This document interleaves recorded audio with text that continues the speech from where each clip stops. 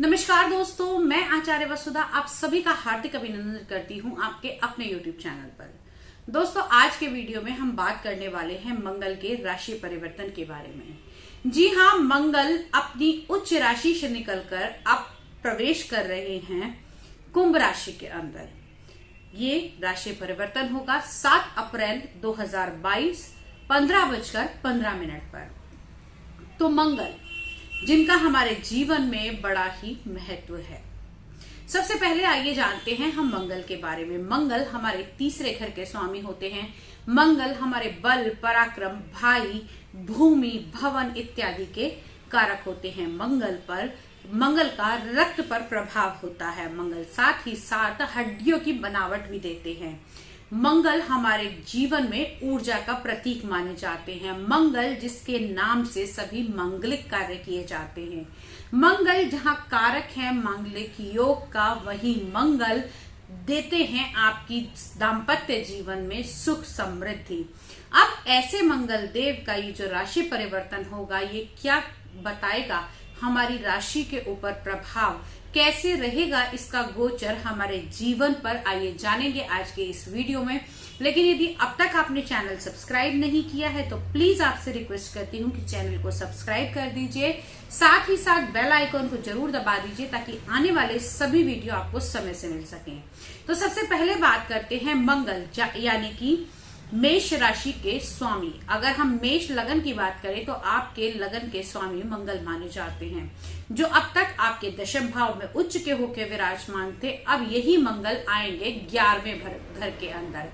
11वां भाव यानी कि आपकी आय, आपकी सुख समृद्धि और कहीं ना कहीं 11वां भाव इच्छा पूर्ति का भाव भी माना जाता है। तो लगन के स्वामी का इच्छा पूर्ति के भाव के अंदर आना, प्रॉफिट के भाव के अंदर आना, यानी कि आपकी मेहनत से जो भी कार्य आप करेंगे उससे आपकी मनचाही चीज आपको मिलेगी तो मिलेगी, साथ ही साथ आपकी आय के योग भी बनेंगे। अगर हम देखें तो मंगल यहां से बैठकर सीधा दृष्टि देंगे आपके दूसरे, 5वें और 6ठे घर को। तो अगर हम ये कहें कि आपकी संपत्ति में इजाफा होगा, साथ ही साथ संतान का सुख मिलेगा और कहीं ना कहीं अगर आपका कोई कोर्ट केस चल रहा था तो उससे निजात मिलती हुई आपको दिखाई देगी।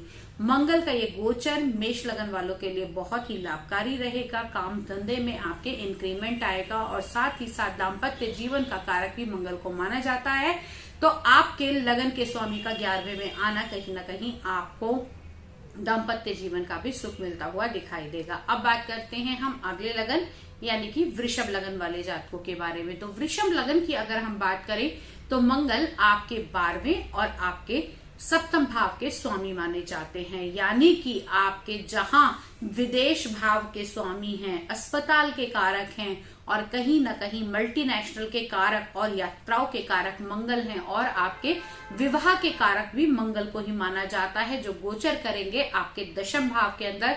तो कहीं ना कहीं आपके काम के कारण आपको बाहर की यात्राएं करनी हो सकती है, साथ ही साथ जीवन साथी का सहयोग मिलेगा और इस टाइम पीरियड के दौरान आप अपने पार्टनर के साथ भी बाहर की यात्रा का योग कर सकते हैं।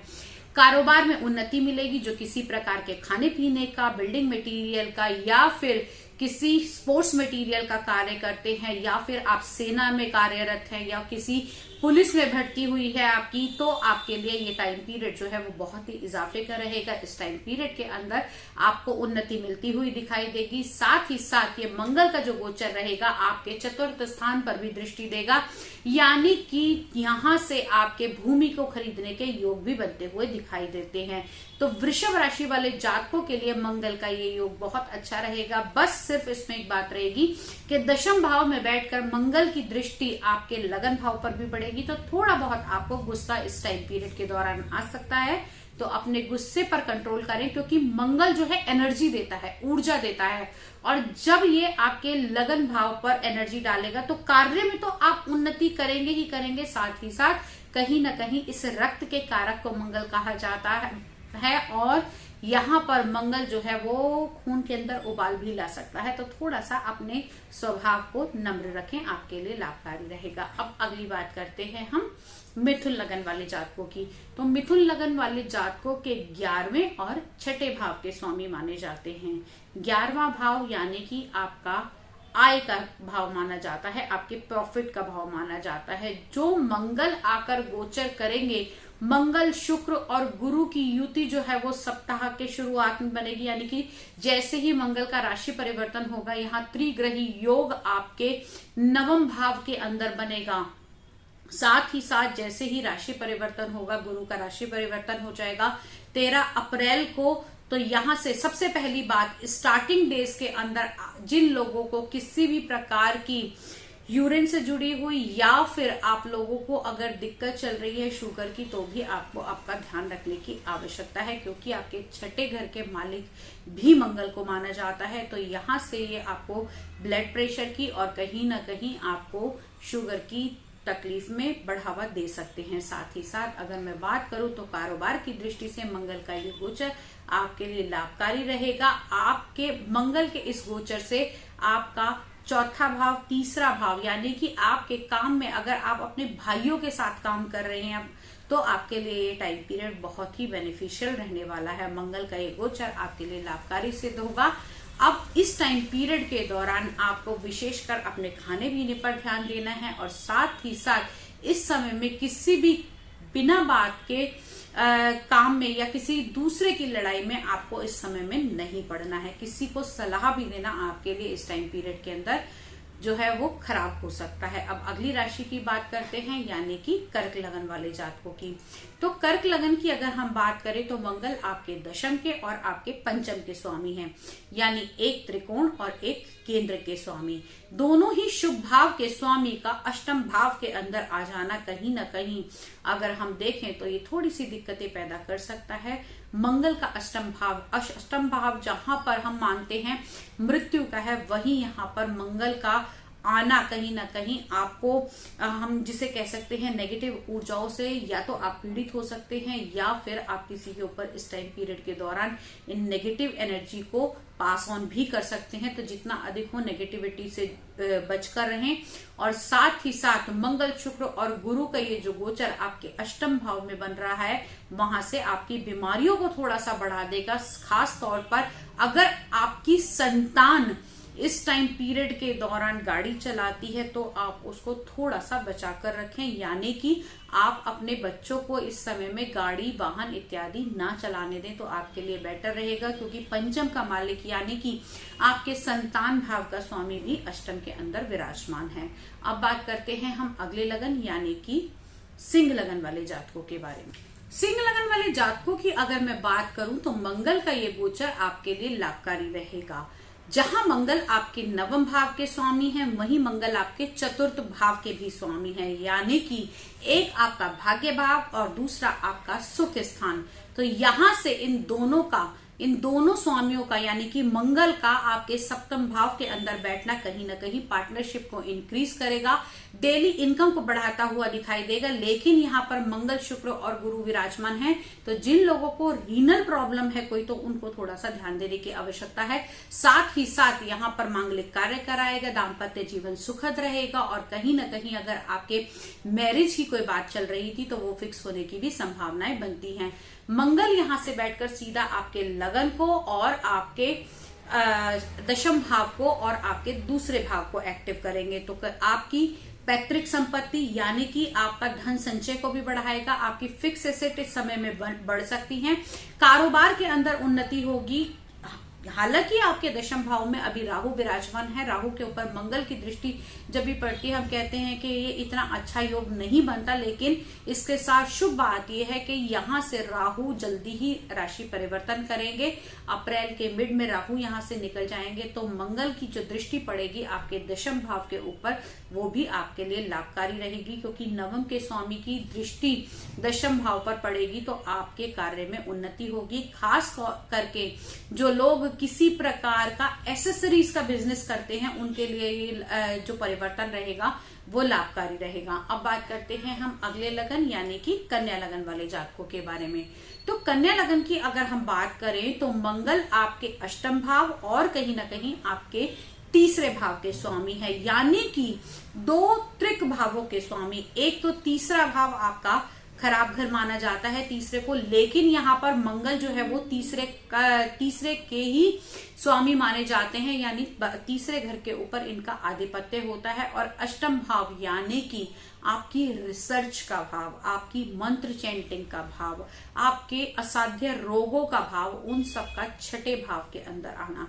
कहीं ना कहीं अगर हम देखें तो छठा भाव भी खराब मानते हैं, लेकिन अष्टम का स्वामी छठे के अंदर आ रहा है, तो यहां से आपके लिए विपरीत राजयोग बनेगा। इस राजयोग के कारण आपके जो काम बिल्कुल अब तक अटके हुए थे वो काम सिद्ध होंगे। अगर हम एक दृष्टि से देखें तो छठा आठवां हम घर कहते हैं अच्छा नहीं है, लेकिन यही आठवें का छठे से परिवर्तन हो रहा है, तो ये आपके लिए राजयोग की स्थिति साबित होगी। रुके हुए काम बन जाएंगे।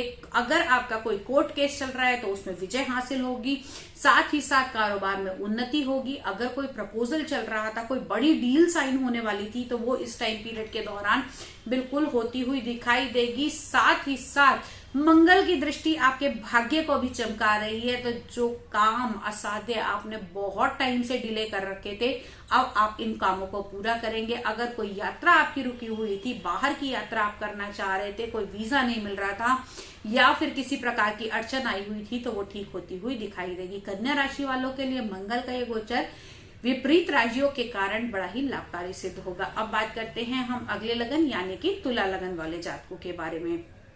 तो तुला लगन की अगर मैं बात करूं तो मंगल यहाँ एक आपके सप्तम के स्वामी है, दूसरे आपके दूसरे घर के यानी कि आपके धन संचय के मालिक भी माने जाते हैं। तो सप्तम के स्वामी का पंचम भाव के अंदर आना अपने आप में एक शुभ संयोग है। यहां से एक सप्तम भाव यानी कि आपके जीवन साथी का, आपके पार्टनर का भाव माना जाता है। इसके स्वामी का प्रेम के भाव के अंदर आना, जहां पहले से ही शुक्र देव विराजमान हैं, तो ये और पेट का भाव भी माना जाता है। सबसे बड़ी बात में मंगल और शुक्र का ये जो गोचर है और साथ में गुरु हैं, जिन लोगों को शुगर की प्रॉब्लम है वो बहुत ज्यादा ध्यान दें। पेट से जुड़ी हुई कोई प्रॉब्लम है तो अपना बहुत ध्यान रखें।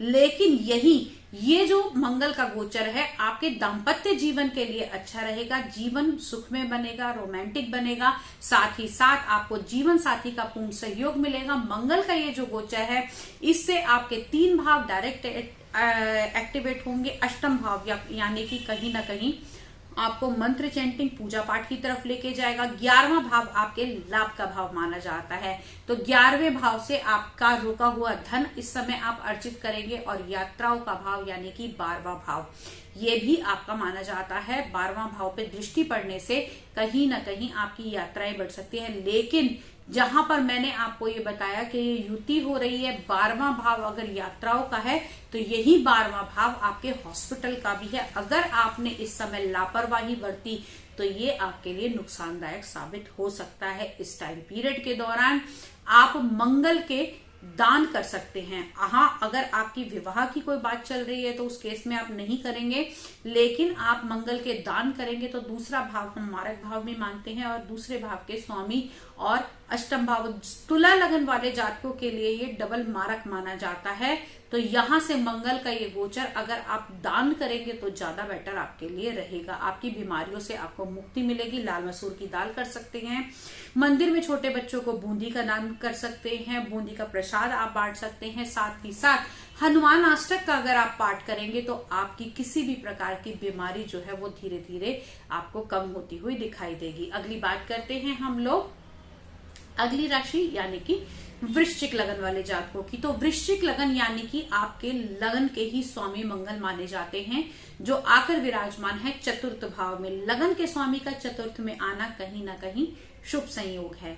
यहाँ पर मंगल जो है वो भूमि के कारक भी माने जाते हैं। चतुर्थ भाव सुख संपत्ति का कारक माना जाता है, तो आप कोई जमीन इस समय में खरीद सकते हैं। लेकिन कहीं ना कहीं अगर हम देखें तो लगन का स्वामी इस समय चतुर्थ में है और चतुर्थ भाव से मांगलिक योग भी बनाता है।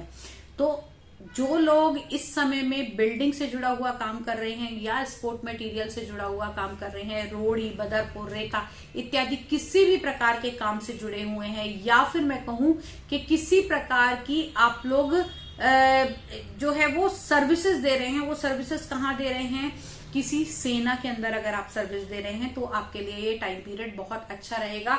क्योंकि शनि की राशि में मंगल हालांकि दोनों एक दूसरे के एंटी हैं, लेकिन आपके लगन के स्वामी का सुख स्थान के अंदर आना ये अच्छा योग माना जाएगा। तो और साथ ही साथ यहां से मंगल बैठकर सीधा दृष्टि देंगे आपके दशम भाव पर, तो कार्यभार में उन्नति होगी। पैसा आप लगा सकते हैं, लेकिन इस टाइम पीरियड के दौरान आपको स्टार्टिंग में पार्टनरशिप में बहुत ज्यादा पैसा नहीं लगाना है।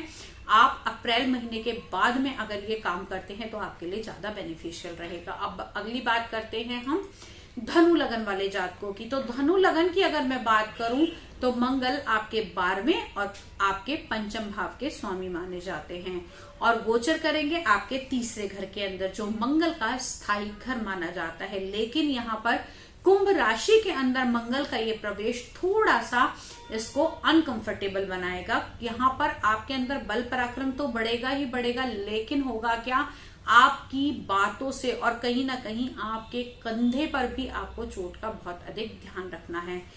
और दूसरी चीज, मंगल से जुड़े हुए कार्यभार में आपकी उन्नति होगी। आप लोगों के लिए विशेष हिदायत है कि अगर आपका कोई पेपर वर्क ऐसा है जो केवल आपके सिग्नेचर के कारण रुका हुआ है, तो वो आपको बड़ा सोच समझकर इस टाइम पीरियड के दौरान करना पड़ेगा। ओवरऑल मैं बात करूं तो मंगल का ये गोचर आप लोगों के लिए मिला जुला रहेगा। धनु लगन वाले जातकों के लिए इस टाइम पीरियड के दौरान, जहां पर मंगल आपके पंचम के स्वामी होकर तीसरे घर के अंदर विराजमान है, यानी कि अगर हम देखें तो मंगल का ये गोचर है आपके लिए बहुत ज्यादा अच्छा नहीं रहेगा, लेकिन पंचम भाव के स्वामी का तीसरे घर में अपने स्थायी घर के अंदर आना आपके लिए फिर भी लाभकारी साबित हो जाएगा। इस टाइम पीरियड के दौरान एटलीस्ट अप्रैल के महीने, मिड ऑफ द अप्रैल तक आपको राहु के मंत्रों का अवश्य जाप करना है, तो रुकी हुई चीजें यहाँ से ठीक होती हुई दिखाई देंगी। अब अगली बात करते हैं हम मकर लगन वाले जातकों के बारे में। मकर लगन की अगर हम बात करें तो मंगल आपके 11वें भाव के और साथ ही साथ आपके चतुर्थ भाव के मालिक माने जाते हैं और आकर गोचर कर रहे हैं आपके दूसरे भाव के अंदर, यानी कि आपके कुटुंब के, आपके धन संचय के, आपकी सेविंग के भाव के अंदर। मंगल का ये गोचर आपके पारिवारिक स्थिति के लिए अच्छा रहेगा, क्योंकि यहाँ पर चतुर्थ भाव सुख स्थान माना जाता है और दूसरे घर के अंदर आना मंगल का ये गोचर, यानी कि आपके परिवार के द्वारा आपको सुख मिलेगा। हाँ, थोड़ा सा आपके वाणी के अंदर कटुता आएगी, लेकिन गुरु और शुक्र थोड़ा सा यहाँ से चीजों को संभाल लेंगे। लेकिन जैसे ही गुरु का राशि परिवर्तन होगा उस टाइम पीरियड के बाद आपको थोड़ा सा संभल कर चलना पड़ेगा। आपके अपशब्दों से आपके सुख में रुकावट भी आ सकती है, तो कैसे सिक्का डलेगा ये आपके ऊपर है। वाइस वर्सा है कि जैसा इस टाइम पीरियड के दौरान आपकी वाणी रहेगी, वैसी ही स्थिति आपके जीवन में भी बनेगी। अब अगली बात करते हैं हम कुंभ लगन वाले जातकों के बारे में। कुंभ लगन की अगर मैं बात करूं, आपके लगन में मंगल विराजमान है और मंगल आपके यहाँ से मांगलिक योग बना रहे हैं। इस परिस्थिति में आपको गुस्सा अधिक आ सकता है, लेकिन मंगल, शुक्र और गुरु की युति कहीं ना कहीं आपको थोड़ा सा स्पिरिचुअल बनाएगी, लेकिन रोमांटिक भी बनाएगी। आपका ध्यान अपने जीवन साथी की तरफ ज्यादा रहेगा। अपने काम पर भी थोड़ा सा ध्यान लगाएं। साथ में मंगल की सीधी दृष्टि एक्टिवेट करेगी आपके 7th हाउस को। तो जो लोग प्रेम प्रसंगों में पड़े हुए हैं उनके लिए ये टाइम पीरियड बहुत इंपॉर्टेंट है, लेकिन आपको यही हिदायत दूंगी कि बहुत ज्यादा अपनी इन्वॉल्वमेंट इन चीजों में ना रखें। शादी विवाह के लिए यदि बात चल रही है तो वो आगे बढ़ सकती है। कार्यभार की दृष्टि से बात करूं तो यहाँ पर आपको बहुत अधिक मेहनत करने की आवश्यकता है, क्योंकि आपके कर्म के स्वामी आपके लगन में विराजमान है। जितना आप काम करेंगे आपको उतना ही फल मिलेगा।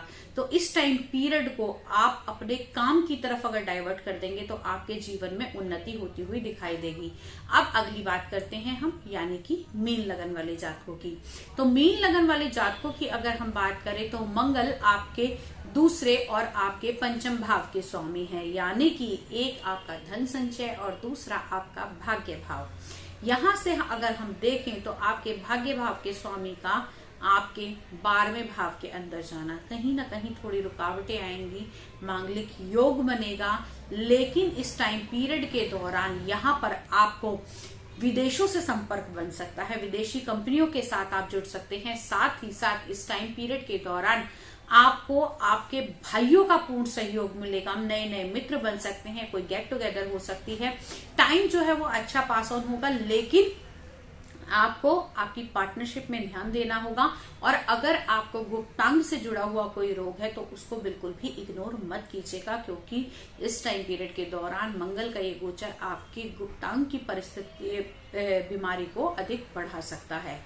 मंगल का ये गोचर सभी के लिए लाभकारी रहे, मंगलकारी रहे। बस इस टाइम पीरियड के दौरान जिनके लिए मंगल की परिस्थितियां प्रतिकूल हैं वो मंगल के मंत्रों का जाप कर सकते हैं। साथ ही साथ आप भगवान हनुमान की अर्चना पूजा आराधना कीजिए, क्योंकि इस टाइम पीरियड के दौरान बीच में हनुमानोत्सव यानी कि हनुमान जी का जन्म दिवस भी आ रहा है। चैत्र मास पूर्णिमा के दिन अगर आपकी कुंडली में मंगल अकारक है तो आप निश्चित रूप से सुंदर कांड का पाठ इस दिन कीजिए। आपके बहुत सारे दोषों से आपको मुक्ति मिलेगी और हनुमान जी की कृपा से भूमि के कारक मंगल आपको बहुत सारी खुशियां देकर जाएंगे।